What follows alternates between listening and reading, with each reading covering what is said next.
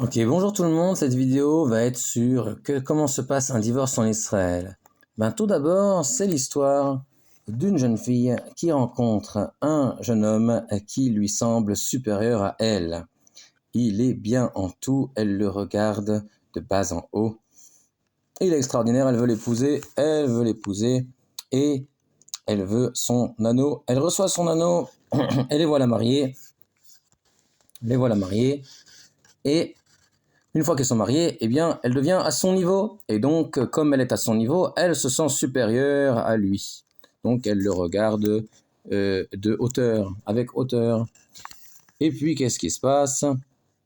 Un jour, évidemment, comme ça arrive de temps en temps, eh bien, elle se sent pas bien. Elle est de mauvaise humeur ce jour-là.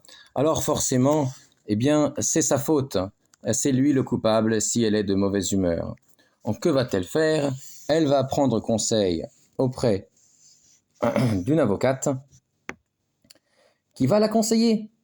Et cette avocate va lui dire, il faut appeler la police, il faut porter plainte parce que tu te sens menacé. Et donc les policiers vont mettre le mari en prison. Une fois le mari en prison, eh bien voilà, tu as déjà gagné la maison et les enfants. Catching!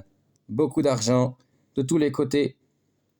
Et puis l'histoire va en arriver au Beit Hadin. Au Beit Hadin, le Dayan de l'État d'Israël va demander est-ce que tu l'aimes encore?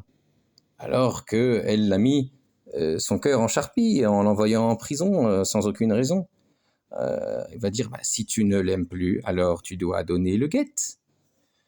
Monsieur dit oui, d'accord, mais j'aimerais quand même qu'on me rende ma maison et mes enfants. Ah, nous sommes désolés, nous ne jugeons pas ces questions-là. Le plus important, c'est que tu donnes le guet tout de suite.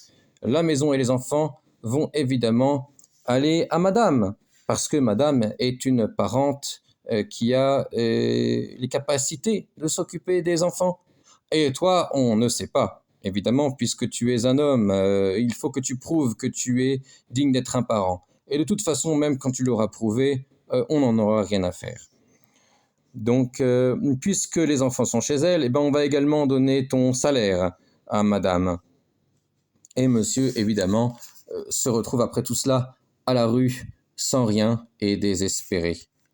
Et puisque tu ne veux pas donner le guet, eh bien, retourne à la case prison. Monsieur, désespéré, en arrive à, contre sa volonté, donner le guet à madame en présence de 3 pseudo-dayanim. Et madame va aller fêter l'événement avec ses copines et avec les toaniotes, rabaniotes qui n'ont rien compris à la halakha, puisque ce guet donné contre sa volonté par des dayanim qui ne jugent pas d'après la Torah n'a aucune valeur. Mais le plus important, c'est qu'elle ait reçu son papier.